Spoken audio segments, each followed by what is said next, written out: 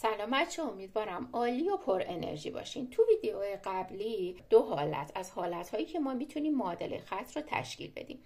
تو این ویدیو دو حالت دیگه رو میخوام براتون بررسی کنم. حالت سومش اینه که عرض از مبدأ خط رو به ما میده، به جای اینکه شیب بده میاد خطی موازی خط مورد نظر رو میده.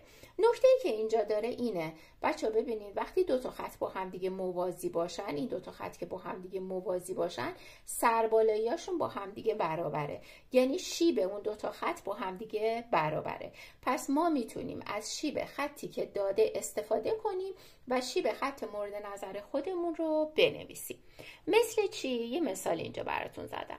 معادله خطی رو بنویسید که با خط 2y منهای 4x مساوی با 7 موازی باشه و عرض از مبدأ اون برابر -2 باشه. اینو عرض از مبدأ داده ولی شیبش رو نداده، اما چون با این یکی خط موازیه من از شیب این خط میتونم استفاده کنم، عرض از مبدأش هم که دارم و معادله خط رو بنویسم. پس باید شیب این خط رو به دست بیارم. یادمون باشه که همیشه وقتی میخوایم شیوه خط رو به دست بیاریم حتما باید خط رو به این شکل استاندارد کنیم تا بگیم شیب برابر با ضریب ایکسه. خب اینو چجوری استاندارد میکنیم؟ اینو مینویسیم همه اجزا رو به جز ایگرگ، همه جملات رو میبریم سمت راست معادله. خب 2y رو نگه میدارم، -4x میره اونور معادله میشه -4x، یه مثبت 7 هم که سمت راست معادله است. باید ایگرگ ببینید تو معادله استاندارد خط ایگرگ ضریبش 1، پس باید ضریب ایگرگ رو 1 کنم. پس همه اعداد رو تقسیم بر ضریب ایگرگ میکنم. اینم تقسیم بر 2، اینم تقسیم بر 2. ضریب ایگرگ 2، پس تقسیم بر 2 میکنم. این دو با این دو ساده میشه. الان ضریب ایگرگ هم شد 1. 4 تقسیم بر 2 میشه 2. ایکس هم که میذارم به علاوه 7 دوم هم به همین شکل بذارید بمونه، هیچ مشکلی براش پیش نمیاد. خب حالا شیب رو از اینجا میتونم تعیین کنم. شیب برابر با ضریب ایکس که برابر با مقدار 2. معادله استاندارد خط رو می نویسم. ایگرگ مساوی با آیکس به علاوه به، حتما بنویسید، نمره داره. بعد مقادیری که دارم و جایگذاری میکنم. ایگرگ رو که خودش رو می نویسم، به جای A یعنی شیب مقدار 2 که به دست آوردم، ایکس در جای خودش، به جای B عرض از مبدأی که صورت مسئله به من داده چند؟ -2 به جاش میذارم -2. بچه حالت چهارم تشکیل معادله خط اینه که عرض از مبدأ خط رو به ما میده، بعد به جای اینکه شیبو بده خطی عمود بر خط مورد نظرمون رو به ما میده.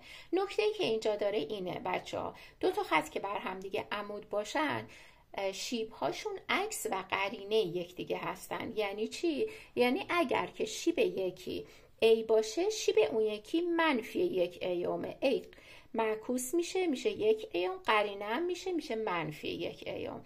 این نکته‌ایه که برای خط‌های عمود وجود داره. خب الان ما می‌خوایم معادله خط رو بنویسیم. عرض از مبدأش رو به ما داده -3. این خطی که به ما داده ایگرگ مساوی با 3x به علاوه 5 خودش استاندارده، پس من میتونم شیبش رو در نظر بگیرم 3. این شیب رو A1 در نظر میگیرم. شیب خطی که ما خودمون میخوایم چون عکس و قرینه این خط میشه برابر میشه با -1/3. معکوسش میکنیم و قرینش هم میکنیم -1/3. حالا معادله استاندارد خط رو مینویسیم و ایگرگ مساویه با به جای A -1/3، x هم که سر جای خودش به علاوه به جای B هم که صورت مسئله به ما داده عرض از مبدأ -3 رو براش مینویسیم. بچه یه چند تا مثال دیگه براتون میذارم. مدل سوال عوض میشه، نوع سوال همونه ها، فقط میخواد ما رو اذیت کنه، مدل سوال عوض میشه. ولی اگه ما مفهومی تشکیل معادله خط رو متوجه شده باشیم خیلی راحت میتونیم حلش کنیم. مثلا معادله خطی رو بنویسید که با خط 2y منهای 4x مساوی با 7 موازی باشه و از این نقطه هم بگذره. خب اولی ما برای تشکیل معادله خط به چه چیزی نیاز داریم؟ به شیب. اولین چیزی که نیاز داریم شیبه و دومین چیزی که نیاز داریم عرض از مبدأ. پس اول میایم شیبش رو تعیین میکنیم. چون خط موازی به ما داده، پس از روی خط موازی میتونیم شیبش رو تعیین کنیم.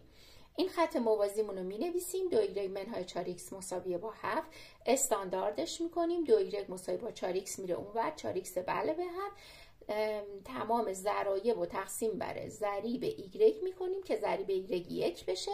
اینجا 4 تقسیم بر 2 میشه 2x به علاوه 7 که دیگه اصلا ما به این 7 هم کاری نداریم. شیب این خط موازیمون 2، پس شیب خط مورد نظر ما هم 2. شیب رو به دست آوردیم.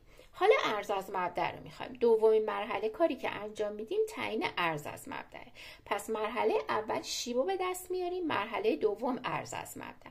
عرض از مبدأ رو بچه‌ها هر وقت که نداشتین باید از روی معادله خط شیب رو جایگذاری کنید و نقطه‌ای هم که داده به جای x و y تو معادله خط بنویسید تا یه معادله تشکیل بشه عرض از مبدأش به دست بیاد. پس y مساوی با ax به علاوه b معادله استاندارد خط رو می نویسم. نقطه‌ای که داده یش -2 به جای y میذارم -2، به جای شیبش 2 قرار میدم، به جای xش x این نقطه که 1 به علاوه b. این معادله رو بر حسب b حلش میکنم. -2 هم اینور هست، 2 یکی میشه 2 تا، مثبت میره اونور میشه -2 مساویه با b. -2 منهای 2 میشه -4. پس b یعنی عرض از مبدأمون هم به دست اومد -4. مرحله سوم هم نوشتن معادله خطه. صورت استاندارد خط رو مینویسم. y مساویه با به جای a شیبش قرار میدم 2 و به جای b عرض از مبدأش قرار میدم -4 و معادله خط نوشته میشه. تو مثال قبلی که زدم به جای اینکه نقطه بدم مستقیما عرض از مبدأ رو دادم، یعنی این مرحله تو این مثال اضافه شد. ممکنه که به این شکل بدن، البته اینم با رمز زیاد میشه. معمولا استانهایی که سوال سخت‌تر میدن این نوع سوالا رو میدن.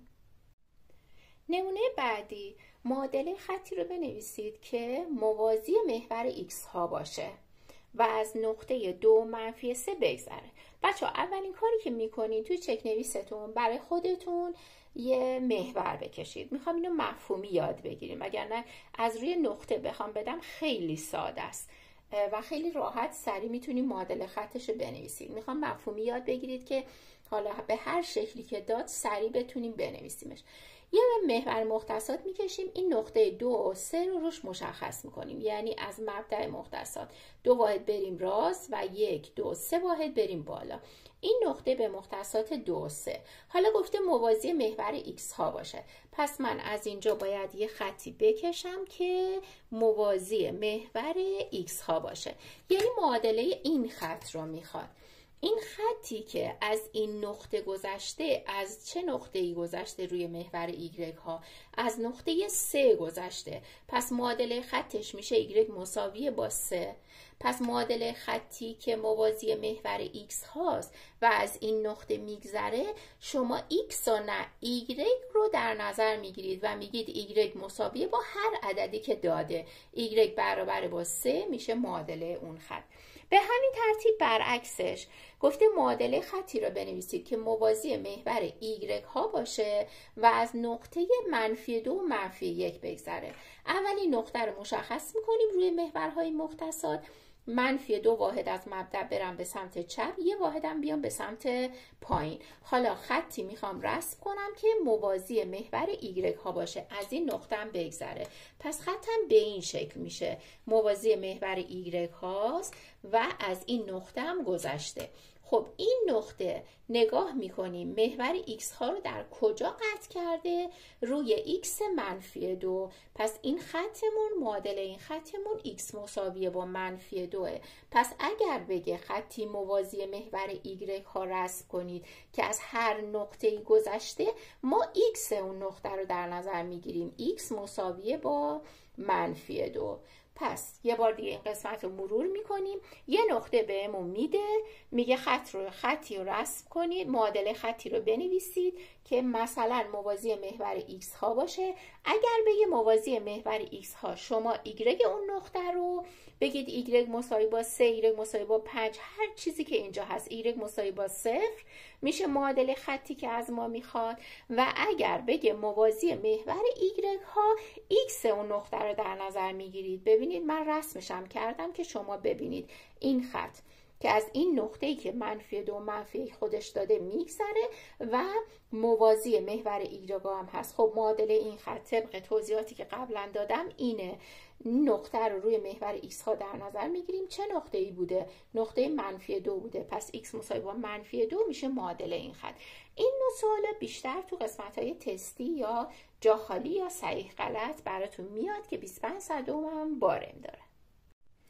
ویدیو بعدی رو حتما ببینید. یه شورت ویدیو براتون تهیه کردم که توی اون نشون دادم که اگر معادله یه خط رو داشته باشیم چجوری شکل تقریبی معادله خط رو با توجه به علامت هاشون، یعنی شیب مثبت باشه یا منفی باشه، عرض از مبدأ مثبت باشه بزرگتر از 0 باشه یا منفی باشه کوچکتر از 0، میتونیم شکل تقریبیش رو رسم کنیم و مربوط میشه به تمرین 4 صفحه 107 کتابتون، مثل y مساوی با 2x به علاوه 1 که شکل تقریبیش به این صورته. بچه‌ها وقتی میگیم شکل تقریبی یعنی واحد اینجاها نمیذاریم، اما شکل تقریبی خط به این شکله. مثلا خط اینجوری نیست، اینجوری نیست یا اینجوری نیست، شکل خط به این شکل هست، حتما به این شکل هست. شاد و پیروز باشین.